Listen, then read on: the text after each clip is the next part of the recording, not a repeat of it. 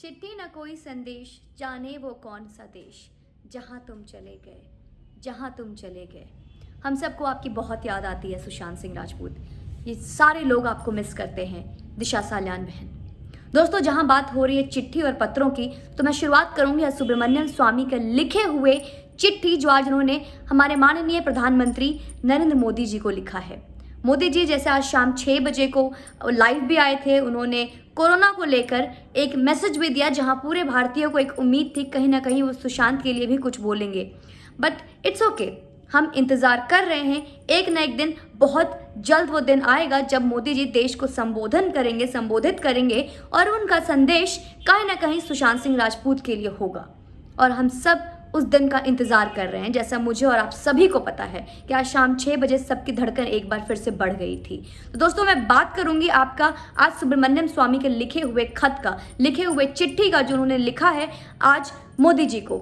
जिस चिट्ठी में उन्होंने शुरुआती से लेके अभी तक का जो भी किस्सा है, जो सुशांत सिंह राजपूत के पूरे केस में जो चल रहा है, मुंबई पुलिस की लापरवाही से लेके सुधीर गुप्ता की बदसलूकी तक, इस धोखाधड़ी तक, पूरा एक किस्सा उन्होंने चिट्ठी में लिख डाली है कि किस तरीके से 14 जून को सुशांत सिंह राजपूत के साथ क्या हुआ, किस तरीके से मुंबई पुलिस ने बदसलूकी की, किस तरीके की लापरवाही कूपर अस्पताल वालों ने की है, किस तरीके की मिली भगत रही है इनकी, कैसे मिड लाइट में उनके पोस्टमार्टम को, पंचनामे को एक गलत तरीके से किया गया है। डॉक्टर्स एक्सपर्ट्स नहीं थे, फिर भी इस तरीके की चीज़ें हुई हैं। फोटोज़ डैमेज्ड हुई हैं, सारे जितने भी एविडेंस थे उसके साथ छेड़खानी हुई है। जिस जगह को प्रोहिबिटेड बनाना चाहिए था, उस जगह को इन्होंने एक बहुत ही नॉर्मल आम जगह बना दिया, जहाँ पे कोई भी आ रहा है जा रहा है, बिल्कुल कोई प्रोहिबिशन नहीं था उस जगह के लिए, कहीं भी कोई रिस्ट्रिक्शन नहीं थी, जिसकी वजह से जहाँ पे जिस जगह को लॉक करके रखना चाहिए था उसको उल्टा वाइट वॉश करा दिया गया, जहाँ से कोई सबूत नहीं मिली। फिर भी ये केस आगे चलकर सीबीआई को सौंपी गई। सीबीआई ने अब इसमें कार्रवाई शुरू कर दी है। सीबीआई का क्या क्या चीज़ें सामने आई है अभी तक सुशांत केस में, इसके अलावा कैसे ये केस एम्स में गई है और किस तरीके से डॉक्टर सुधीर गुप्ता ने इस केस में मिर्ची मसाला डाला है। जो सुधीर गुप्ता डे 1 से, जैसे इन्होंने सुशांत की फ़ोटोज़ देखी थी, उन्होंने देखते ही बोला था कि आत्महत्या नहीं है, ये हत्या है, इंजेक्शन चुभो के मारा गया है, बेरहमी से मारा गया है। लेकिन कुछ ही दिनों में, आफ्टर फ्यू डेज, उन्होंने अपना स्टेटमेंट चेंज कर दिया और अपना स्टेटमेंट एक फॉल्स स्टेटमेंट दिया है, जिसमें कि क्लियरली मेंशन है कि सुसाइड है, आत्महत्या है। और ये केस ये स्टेटमेंट जो कि पूरे भारतीयों को डिप्रेशन में लाता है। इस तरीके का पूरा एक एक्सप्लेनेशन के साथ, सबका ऐसे और बहुत सारी चीज़ों के साथ लेटर लिखी गई है सुब्रमण्यम स्वामी के द्वारा नरेंद्र मोदी जी को। मोदी जी का अभी तक इस पे जवाब क्या आता है, उस पर पूरे भारतीय जनता वेट कर रही है। और साथ ही साथ सुब्रमण्यम स्वामी जी का भी इंतजार है कि वो अगला स्टेटमेंट क्या देते हैं, वो क्या बताते हैं, मोदी जी का क्या रिप्लाई आता है उस पर। चिट्ठी की बात करूं तो ये चीज़ जो अभी तक बहुत पहले हो जानी चाहिए थी, वो फाइनली आज स्वामी जी ने किया है। बट ठीक है, हम सबको इंतज़ार है, हम सब अभी तक हार नहीं माने हैं। चिट्ठी की बात करूंगी तो मैं आज एक और चिट्ठी की बात करूंगी, जहां सुब्रमण्यम स्वामी जी ने एक चिट्ठी मोदी जी को लिखी है, वहीं एक चिट्ठी हमारे भारत के प्रेसिडेंट को भी लिखा गया है। और ये चिट्ठी लिखी गई है रिपब्लिक भारत के चीफ एडिटर अर्नब गोस्वामी जी के द्वारा।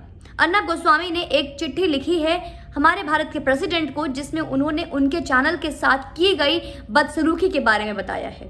उन्होंने बताया है कि कैसे ये चैनल शुरू से हर गलत चीज़ पे आवाज़ उठाते आई है, हर ऐसे चीज़ पे आवाज़ उठाई है जहाँ पे भले किसी चैनल्स ने आवाज़ उठाई हो या ना उठाई है। उन्होंने भी संक्षेप में सुशांत सिंह राजपूत के मुद्दा को पे प्रकाश डाला है अपनी चिट्ठी में, और ये लिखा है कि कैसे ये केस सीबीआई के पास गई है और सीबीआई तक ले जाने में किस तरीके से रिपब्लिक भारत का योगदान रहा है, और सीबीआई में ले जाने के बाद कैसे एनसीबी का इसमें रोल आया है। इसके अलावा उन्होंने ये भी बताया कि उन्होंने किस तरीके से हर चीज़ पे बहुत ही बेबाकी से अपना जवाब रखा है, अपने आप को, अपने सारे पत्रकारों के बारे में उन्होंने बताया है कि क्या क्या रोल रहा है उनका। और इसके बाद उन्होंने ये भी बताई है कि अभी किस तरीके से मुंबई पुलिस और महाराष्ट्र सरकार उनके साथ हर दिन एक नया चालसाजी कर रहा है। साथ में उन्होंने ये भी लिखा है कि किस तरीके की इमरजेंसी जो एक 70s में हुआ था, और अब दोबारा से एक महाराष्ट्र सरकार के लिए एक फिर से एक नई चीज़ आई है, जो कि सुप्रीम कोर्ट का अवहेलना करके, हाई कोर्ट का अवहेलना करके एक खुद में एक अपना कानून बना रहे हैं और एक तरह की इमरजेंसी लगा रहे हैं अपने पत्रकार के बारे में उन्होंने चर्चा किया कि किस तरीके से समन के नाम पर एक कस्टोडियल इंटरोगेशन किया गया है।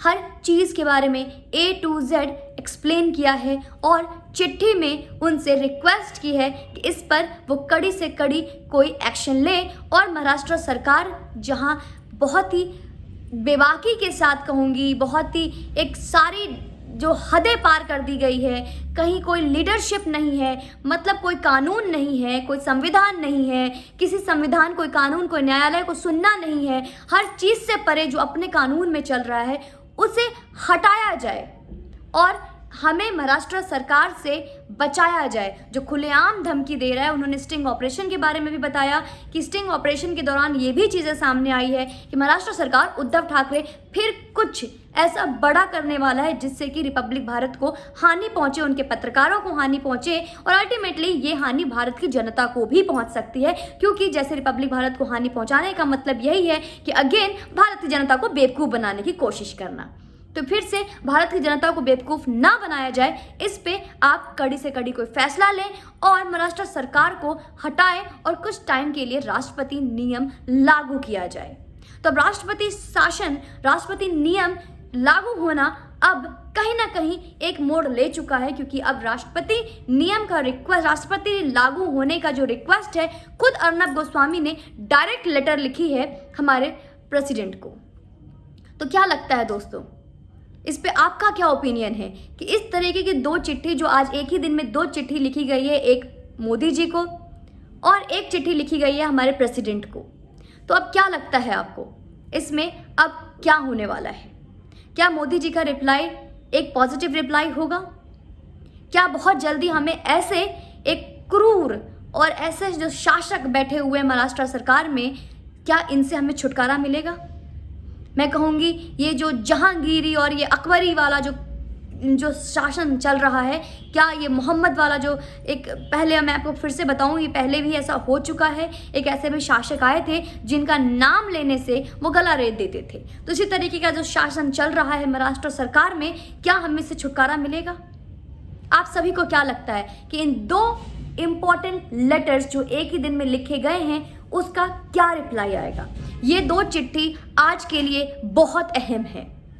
इन सब पे आपका क्या ओपिनियन है? विचार कीजिएगा और आप अपने अपने ओपिनियन बताइएगा कि इसमें हमारे प्राइम मिनिस्टर का क्या रिप्लाई आ सकता है और हमारे राष्ट्रपति का क्या रिप्लाई आ सकता है। और ये दोनों जवाब जो एक्सपेक्टेड है, जो आएंगे, ऑफ कोर्स आएंगे, क्योंकि चिट्ठी लिखने वाला एक तरफ सुब्रमण्यम स्वामी है तो एक तरफ अर्नब गोस्वामी है, तो ऑफ कोर्स ये रिप्लाई आएंगे। तो क्या ये रिप्लाई हमारे लिए, आपके लिए, हम पूरे भारत की जनता के लिए क्या एक खुशखबरी हो सकती है? क्या वो दिन दूर नहीं जब वो सुशांत के हत्यारे सामने आएंगे? क्या बेबी पेंगुइन को जेल में डालना इतना मुश्किल हो गया है? हर चीज़ के बारे में विचार कीजिएगा, अपना ओपिनियन शेयर कीजिएगा और फिर हम इस पर डिस्कस करेंगे। जय हिंद दोस्तों, just wait for some positive good news. Thank you. जय माता दी।